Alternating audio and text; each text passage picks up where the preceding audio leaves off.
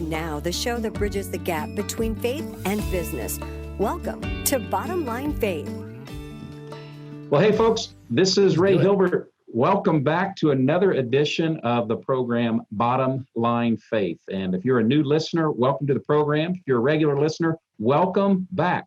You know, this is the place where we get this amazing opportunity to go across the country, sometimes physically, actually going across the country, but oftentimes, like we are today, we're going to be online where we get to interview the most amazing guests. And here's what they all have in common. They love Jesus, and they are working to leverage their marketplace platform to bring glory to the Lord and to live out their faith. And I'm just going to get right to it because I have been so excited. For months, we have been trying to get our friend Jon Gordon here. Folks, you know Jon, international best-selling author, keynote speaker. But that is awesome about Jon. But what he really wants us to know is that he is a husband and a father, and he loves Jesus. Check out just a little bit about Jon and his background. Best-selling books and talks have inspired readers and audiences around the globe. In fact, right before getting us together, he was online with 800 educators in the great nation of Canada. He is the author of many books, some of which I know you're familiar with: The Energy Bus, The Carpenter, Training Camp, The Power of Positive Leadership, The Power of a Positive Team, and his latest is called Stay Positive. Are we getting the theme yet? And folks, check this out. We're going to talk today with Jon about his upcoming book that will be released this summer called The Garden. Jon Gordon, welcome to Bottom Line Faith. Ray, thanks for having me. It's so great to be with you. And I loved speaking at your conference a few years ago. One of the greatest memories in my life, speaking. Oh, that's so cool. Well, that was just a couple of years ago. So we're recording this in the spring of 2020. And so that was just a couple of years ago. You joined us here in Indianapolis. And Jon, I just want to get right into it because as you and I are having this conversation, we're in the middle of obviously a global pandemic, and there's just bad news everywhere. It just seems like people are discouraged and they're fearful and so forth. And so more than ever, we need to have a message of positive and an uplifting message. Why is this so much your passion? Why is this what you built your life around? Why is positivity so critical? Well, because pessimists do not change the world. Naysayers say you can't do it. Complainers complain about problems, but they don't solve them. Critics write words, but they don't write the future. Throughout history, it is the positive leaders, the believers, the dreamers, the doers that have the greatest impact, that ultimately transform their teams, organizations, and change the world. And so for me, it became a calling when I was miserable and negative, and my wife came up to me and she almost left me. It was during the dot-com crash, where I lost my job and I didn't have insurance for the kids. Didn't know how I was going to pay the bills. The most fearful time of my life. But that's when my faith was born. That's when I asked God, what am I born to do? Why am I here? Writing and speaking came to me, and I knew that's what I was going to do. And I wasn't a believer yet, but I knew I wanted to be more positive, and I wanted to write about that. So it really became a calling that I was meant to do. It wasn't like I chose it, because I'm not naturally positive. That's the ironic thing about this. Wow. Like on my own, I am fearful. With God, I am faithful. And so only with God am I strong. Only with God am I positive. And so it's a journey that I had to go on, and it's something that found me. But I find it very ironic that I'm known as like Mr. Positive when I'm really not. And this is my life's work. But I know that I'm a good teacher because I have to work at it. So I can help a lot of people who are going through challenges. It's so funny because I'm getting so many messages from people saying, thank you for your emails, your messages, your newsletters, your posts on social media, really needed during this time. It hasn't changed my messages. It's the same as a couple of years ago, same as a year ago. But because people really are needing it right now and starving for it, they're finding it and they're receiving it in a different way. So I really believe that I was made for a moment like this, that God prepared me to be a light for others during this time. I failed the test in the dot-com crash, right? I had to overcome. I had to find my faith. I had to become stronger. Eventually that led me to be someone who can make a difference right now.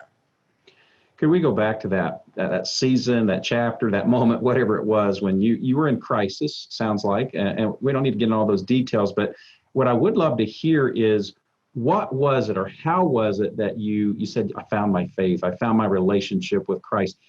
Walk us through that process. How did that come about? What was that like? And then how did that begin to transform your outlook on the world and life? Yeah, that was a several-year process. And my wife and I wrote a book called Relationship Grit. It comes out at the end of August. And GRIT stands for God, Resolve, Invest, Together. And so we talk about our journey, our marriage, and we share that whole story about what happened and the journey we both went on. So what happened was when I lost my job, I did have a crisis of faith, of confidence. I no longer could rely on myself. For the first time, I was not in control. So that was my surrender moment. Like I remember surrendering, God, please, God, help me. Provide for my family and I will do your work. So that was like my first covenant where I surrendered to God and just said, help me. Being Jewish and growing up Jewish, I was bar mitzvahed. I had an Italian dad who raised me, Catholic, mom, Jewish. Biological father was Jewish. So technically I'm 100% Ashkenazi Jew, which is interesting. I understood the Jewish faith in terms of, there was a God and I was part of that tribe, right? So I understood that. And so when I surrendered, that became my first covenant moment where I was like, all right, God, I trust in you. And then I still had anxiety. I still had fear. I still had stress. I started to write these positive tips each week and I would send them out. I started getting asked to speak at different small events. I had opened up this restaurant and second mortgage our home, hopefully making enough money that would provide us with the income so I can write and speak and get started doing that.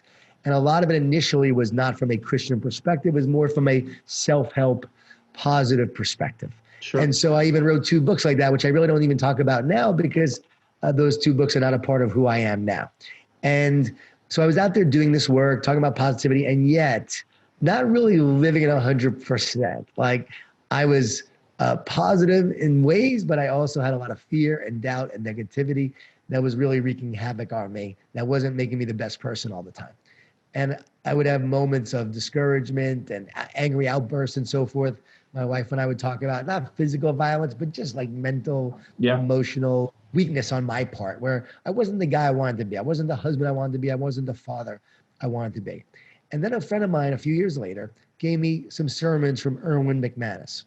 And those sermons really spoke to me. One was called Why I Follow Jesus. And it just spoke to me so much, so that for the first time, I heard the voice of Jesus through Erwin. For the first time, I felt something in my heart and my soul. And I remember saying, God, if there is something to this Jesus, I'm open. Show me the signs, God, I'm open. And God started showing me the signs, literally signs that said Jesus is the answer. Everywhere I would drive, everywhere I'd go, I saw signs that said Jesus is the answer. And so that began this journey of faith. And I finally was baptized in 2007, although the faith accepting Jesus came before that, probably more in 2006, but was officially baptized in 2007. I wrote The Energy Bus as I was coming to faith, as I was accepting Jesus as my savior. It's so funny. You could actually see the transition in the character and in the story. You can literally see my own transformation in that book, which is pretty wild. People have said that to me. And God just transformed me and God took a hold of me and started to work in me. And I remember saying, God, I don't have all the answers. God, I don't understand it all. Some of it just seems, fairy tale-ish to me, but just strengthen my faith, God, just strengthen my faith. And next thing you know, friends would give me books by Max Lucado and John Ortberg and other books. I started reading them. I started listening to more sermons. And over time, God just strengthened my faith. But more importantly, I can't deny what he has done in my heart, like transform me from the inside out. Like who I am today is so different than who I was. And we share that in the book. And my wife talks about my transformation. She talks about my mistakes. We talk about my failings. We talked about my flaws. We talk about everything. We put it all out there. But we also talk about the transformation of God, how God changed me and became a better husband, a better father. And then I started writing these books, started speaking, and I started to walk the walk and live what I was writing about. And it's been a really wild ride and a one that's continuing, right? I am thankful I'm not who I was, but I'm excited about who I'm becoming. I love that. I love that. And so, John, there's so many things as I'm listening that I just want to just ask and just have this conversation. And so, sure. How many books have you authored to this point? I've written 22 books when you count The Garden and Relationship Grit that are coming out. So 22. Okay, so that's like astounding because most of us don't read 22 books in the course of our life. And so just from the process about, how does something end up becoming a book that you are excited about? Where does that thought process come from? How are you inspired? Just what could you share with us about how you got this book coming out called The Garden later this summer? How does it come about? This is so cool because this is how you know that God is in control. This is how you know that it's not me. Someone like me is not really smart enough to write these kind of books, and only through God do I write them. People ask me all the time, do you have a ghostwriter, John? Who writes your books? I'm like, I don't have a ghostwriter. I have a holy ghostwriter. I love it. And so God gives me the idea, the vision. Let's take The Garden. It was Christmas. We just finished Relationship Grit. My wife and I had just finalized the editing process. Christmas Day. I had these ideas for the 5 Ds I wanted to share, the 5 Ds that sabotage us, that the enemy uses. His game plan against us is doubt, distortion, lies, distraction, discouragement, and division.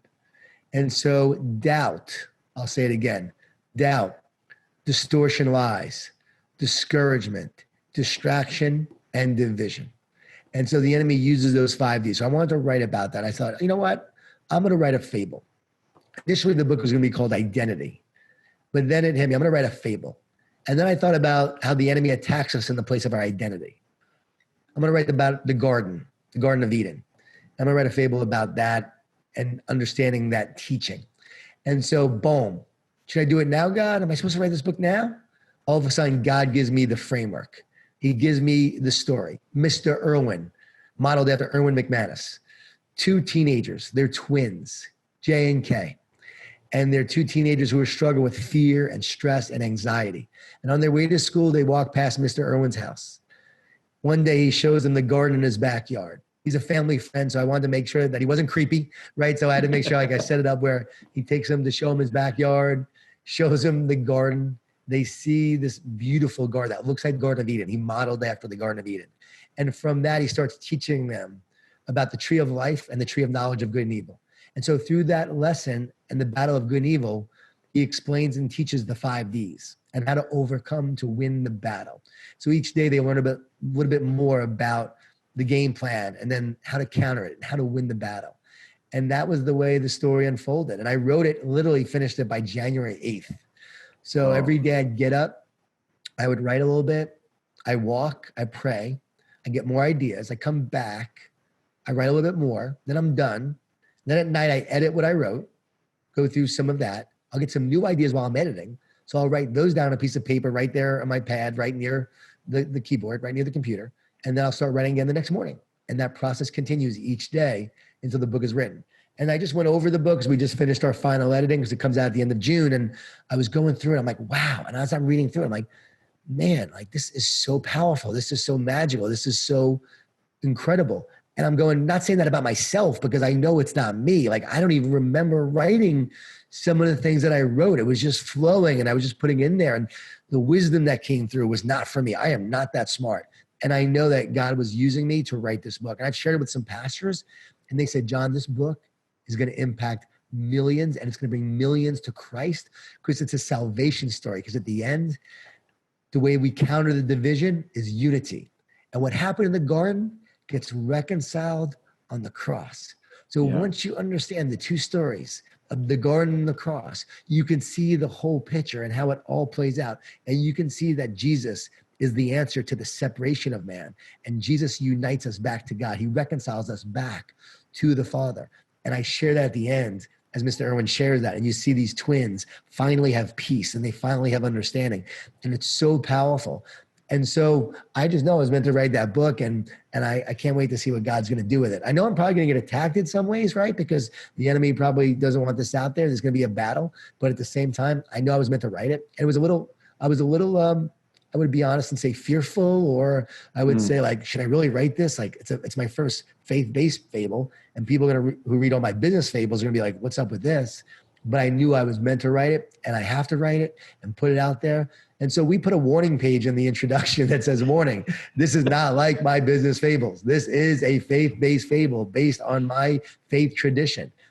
So I share it right now. So if anyone doesn't like it, sorry, but I had to share the truth. I had to And write the truth, share the truth. They were warned, right? I mean, they didn't have to turn past the opening page. Yeah, exactly. And the subtitle says a spiritual fable about ways to overcome fear, stress, and anxiety. So I think it's right there. Well, I love this, and I take notes on this, John. Doubt, distortion, discouragement, distraction, and division. I was having a conversation, actually leading a small group discussion with some business owners just a few days ago. And I said, especially this whole issue around confusion and distraction is really Satan's game plan, right? In fact, you're talking about the garden. The very first question that we see mentioned in Scripture is a question from Satan when he looks to Adam and said, "Who told you that?" Right? Asking that, and he's trying to distract, and he's trying to cause division there between Adam and his father. You were talking about COVID. So one minute you read this research project that says masks are safe, and then the next one is don't wear masks, and then it's contagious this, and it's that, and it's deadly. And science is a practice that's evolving. But what you're talking about is eternal truth that are absolutes. How does that principle of eternal truth guide you in encouraging the world and bringing this message of positivity? I don't know if that question makes sense, but how do you hold true in a world of confusion? Big time. It makes a lot of sense. I'm glad you brought it up. In the garden, the serpent says to Eve, did God really say you couldn't eat from all the trees in the garden? No, he said you could eat just from one tree, the one tree, not all of the tree. So he was planting seeds of doubt that God can't be trusted. So when I see what's going on with this virus, I see this as the ultimate enemy attack. We are seeing this pervasive at a collective level. The way people are acting on such a mass scale, we have never seen the enemy attack like this in this way. I believe it on a mass scale. So I think what we're dealing with is a massive, pervasive fear, division. Think about social isolation. Stay separate, 6 feet away. Don't be around people. This virus is going to kill you. So think about what's happening. Division. Think about the doubt that's being created. Who can be trusted right now? The doubt. Think about the distortion and all the lies. You talked about the data and the research. We have one data that says this, one data that says the other. People are arguing over models and data and studies and research. And there's no comprehensive communication that's happening.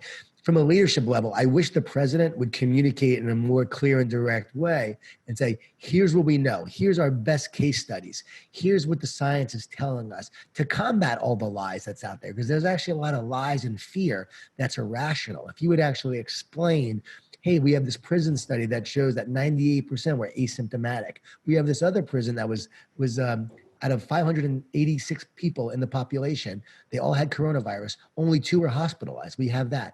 We know that the data shows that 18 to 22-year-olds, this is the rate. Not one person has died in the 18 to 22-year-old range. To explain that, to explain what's happening. It would be helpful to give people information, right?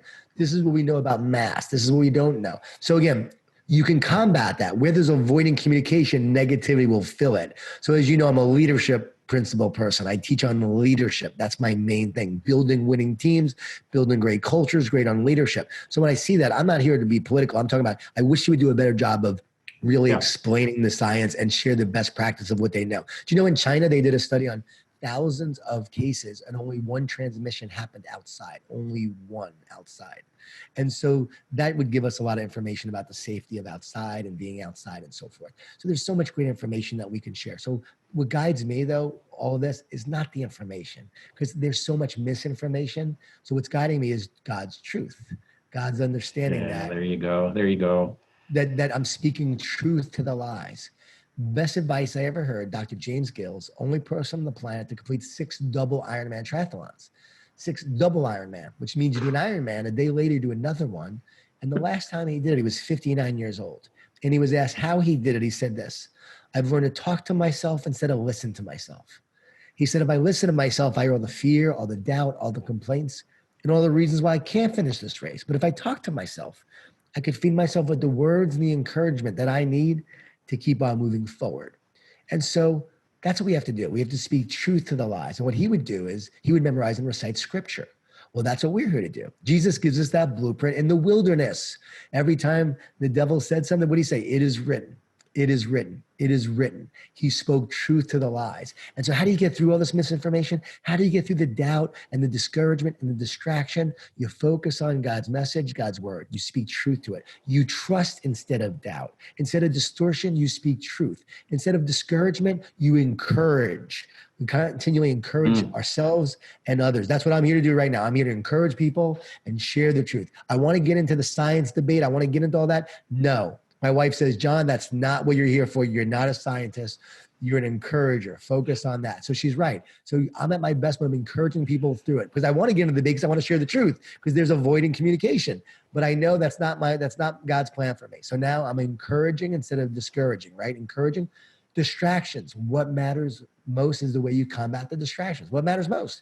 Relationships, loving people, finding ways to connect. That's what matters most. Loving God, loving others. So guess what? Let's focus on that. Not the media headlines. Let's just love people, because we're getting so caught up in all of the distraction. The enemy is having a heyday right now with with these 5 Ds. Like, people were reaching out to me who have read the book already, and my friends and so forth. Like, everything you wrote here is like playing out on a massive scale. And then you can see it, how it's playing out individually. And there's no accident. I wrote this book literally, right? January 8th, I finished it, and God wanted me to write it for this time such as now. So you can see it all playing out. But the great news is, we know love wins. We know Jesus wins. And ultimately, I have no fear. That's my main thing. The way I'm going through it is like, if I get the virus, and most of us will, the research shows most of us are going to be exposed to it eventually. If there's no guarantee of a vaccine, well, guess what? Then I trust in God that if it's my time, it's my time. Yeah. And I'm not going to be fearful. I'm going to trust in him, and I'm going to live my life. My wife's the same way. My daughter is delivering for Postmates right now. She's delivering food, and As two of my kids are. Yeah. And I want her to learn, right? Can I support her? Yes. But I want her to learn about overcoming adversity and having to provide for herself. She's just graduated college, and her job was put on hold. And so she has to find another way. What a great lesson for her to learn how to make her own money. But I said, JD, you scared? She goes, no, I'm not scared, Dad. I trust in God. Like, this girl has no fear, right? Yeah. So if you're older and you have underlying conditions, yes, be smart, be diligent, right? Yes, if you go outside and a mask does work, there's data, there's arguments on both sides. Sure. It works. Wear it. If you're going to go around other people inside close quarters, okay, maybe you should wear it, right? So you do those things and be smart and do it, but you don't do it without fear. You do it because you're being pragmatic and being smart. So anyway, that's how I'm living through this. And I'm also trying to encourage people through the process, but we have to see the 5 Ds, and you have to understand how they're playing out. And once you do, you can really see the enemy's game plan and how he's dividing this nation, dividing us with all of the confusion and the distractions and the stats and the virus that's causing a social isolation. And we're all taking the bait, and we got to stop taking the bait. Stop eating the fruit. Don't eat the fruit from the tree of knowledge of good and evil. Trust. Eat from the tree of life, which God says that is where I provided. That's God's provision. They were meant to only rely on him and to trust in God. So we have to eat from the tree of life and trust in God.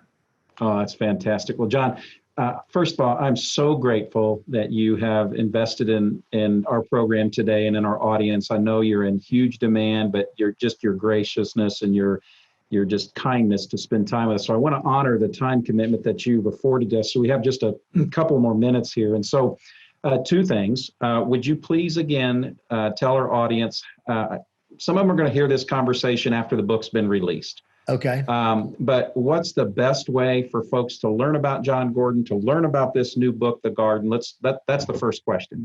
What's the best way? So the website is Read the Garden. Read the Garden. My website is johngordon.com, JON Gordon.com. You can find my books there, and also Amazon, Barnes & Noble. Yep. Twitter and Instagram at John Gordon 11. JON Gordon 11 is Twitter and Instagram if people want to interact with me there. And I appreciate you having me. I'm honored to be on this with you. So thanks for having me. That's very kind. So the last thing I'd love for you to do is, we have a lot of listeners to our audience who are business owners. They're leading companies, they're leading organizations. And we know everybody's being hit hard in the timing that you and I are having this conversation. Businesses are closing like left and right. Yep. Business owners aren't sure how they're going to, be able to stay in business, and pay unemployment's through the roof. What advice, close us with this, what advice would you have for someone who, even as they're listening, they're saying, John, I get it. I understand the doubt, the distortion, the discouragement, the distraction, and the division.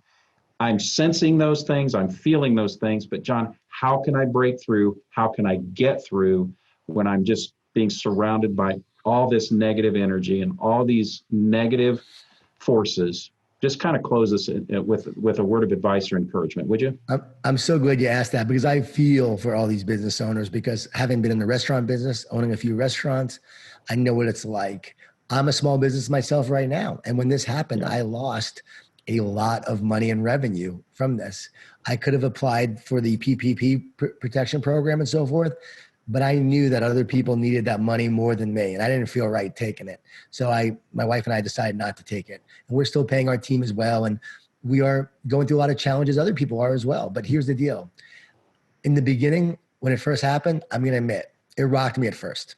My pessimism showed up. I was a pessimistic optimist. So at first, I was very pessimistic. But then I said, is this going to help me move forward? Is this going to help me create my future? I've got to stay positive through this. And I got to find my faith through this again. God, I trust in you. So every day I just kept saying, God, I trust in you, God. I trust in you. And that is the ultimate answer right now. I know it sounds easy to say, but it truly is to rely on and trust in God, that he brought you to this moment. He will carry you. He will provide somehow, some way. It is a test of our faith and our trust. Are we going to believe the lie and trust the enemy, or will we trust in God for the future of our life and our family? Somehow, some way, we will prevail. And that is what I've been doing from day one. My motto has been this: win today. Win today, John. You can't worry about the future. Just win today. Then win tomorrow. Win the next day. If we win each day, we're going to win the future, but we just have to win each day right now. We can't control what we can't control. We can only control the things that we can control, right? We can't control everything. We can't control everything, but we can control what we can control, and that's our attitude, our actions, and our efforts. So what do? You focus on what matters most about your business. You find a way to adapt and innovate. Right now, my motto has been also, besides winning today, survive. Survive this time. Advance during this time, like March Madness. I came up with this during March Madness when there was no March Madness, but there was March Madness in the world. Yeah. Advance, move forward. Here's the thing. Don't look backwards. You can't look back and think what would have been, because I was crushing 2020. January and February, I think we were all having our best years yet. Everybody was crushing it. We were all feeling great. That's so true. Yeah, and then the brakes were put on, right? Then it's like the world stopped. And then fear came in and everything changed in that moment. And at first it was really bothering. It's like, I was going to have the best year ever. Like, what's going on? And all of a sudden I lost all this money, all this revenue, didn't know what the future held. So I was feeling that like a lot of people are, but you can't look backwards. You have to look forwards. You can't look at what you've lost. You have to look at what you've gained. We don't know what the future would have been, but we know what will be by what we will create. So what you believe right now will determine what you create in the future. And you've got to walk and move forward with belief and optimism and faith and love and hope. And stop buying the doom and gloom. The media is pervasive with their doom and gloom. I'm seeing hope right now. Even out in LA where I am right now, I'm seeing people out and about. They're going to the beach. They opened up the beaches. There's changing. Even the governor who's been so negative of California is now talking about opening up the leagues and open up sports. So the more people get out there, the more people get back, it's going to turn around. I do believe, and I'm very optimistic about the future. I think things are going to shift and turn in a very positive way very soon. So I don't know when people are going to listen to this, but I think by the time they do listen to this, we're going to have made some major shifts along the way. And there's going to be a lot of optimism and hope as we move forward. But I'm feeling it right now. I'm feeling the optimism. I'm feeling the hope. I do trust in the future. And it's amazing. Like, I got someone who reached out of the, like, just being trusting. Someone reached out, hey, can you do a virtual thing with my team? I got this budget. Yeah, I'll do it. Hey, I got this. Will you do it? Yeah, I'll do it. I got this budget. Yeah, I'll do it. And I've been basically just saying yes to people and helping people and being there. Whatever budget they had, I'm working with them. Where in the past, I would never be able to do it for that amount. I'd be too busy, right? At $40,000 talk, I'd be doing that. But now I'm able to help people that, reach people that I normally maybe wouldn't have helped. So there's so much good opportunity coming out of it. And I didn't know if anyone would reach out. but I've stayed trusting. I've stayed faithful. I've done what I've done. I've done a ton of Zooms. Here's the thing. My vision hasn't changed. Maybe my goals for the year have changed, right? Our goals and businesses have changed, but the vision remained the same, to inspire and encourage as many people as possible, one person at a time. Still doing it, still living it, finding a new way of doing it. Zoom, adapting, finding a new way of doing it. So look for the adaptation. Look for the way to innovate. Look for the way to grow through this. This discomfort will make you stronger. So if you could survive in your business right now, just survive and don't close the doors. If you could then just move through this time, you're going to come on the other side of it stronger and better as a result of it. And hopefully we will move through this time in a positive way without having lost it. If you did lose it, well, I've lost jobs. I've lost businesses. I've been 2 months away from being bankrupt. And that's where my faith was born. That's where I trusted God. That's where I found my calling and purpose. And God will provide you and show you the way as well if you trust in him. John, I just cannot thank you enough. So folks, Jon Gordon, check out readthegarden.com and jongordon.com and follow him on, as I do, on Twitter. Every day, I look forward to those positive messages. You're a blessing to me. You're a blessing to hundreds and thousands and millions around the planet. I thank God for saving you and putting this message of positivity and encouragement, because you are making a difference in the world. And thank you for joining us here at Bottom Line Faith. Hey, thanks, Ray. Thanks for having me, and God bless you. Thank you, brother. We'll see you soon. Well, folks, wow. I mean, my ears are like pinned back. I'm so encouraged. I'm so grateful, so thankful for those words and those moments that we just had with Jon Gordon. I just know that this was a timely conversation. I'm sure that you are encouraged, that you are blessed by the time we've just had with Jon Gordon. And I'm just grateful that God has placed him in the marketplace, living out his faith. A little bit different format today on Bottom Line Faith, a little bit different framework for our conversation, but I trust that you have been blessed and encouraged. Hey, pass this along, share this conversation with your business associates, your employees, your family, your friends. Let them know about the message that Jon has shared with us. So until next time, I am your host here at Bottom Line Faith. This is Ray Hilbert, encouraging you to live out your faith each day in the marketplace. God bless. We'll see you next time. Bottom Line Faith is brought to you by Truth at Work.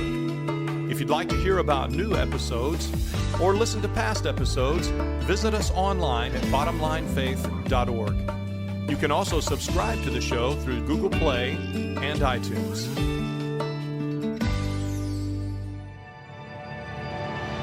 Well, hello, this is Ray Hilbert, co-founder of Truth at Work, and we are so excited to invite you to register right away for this year's Truth at Work conference, which is on Friday, September 11th.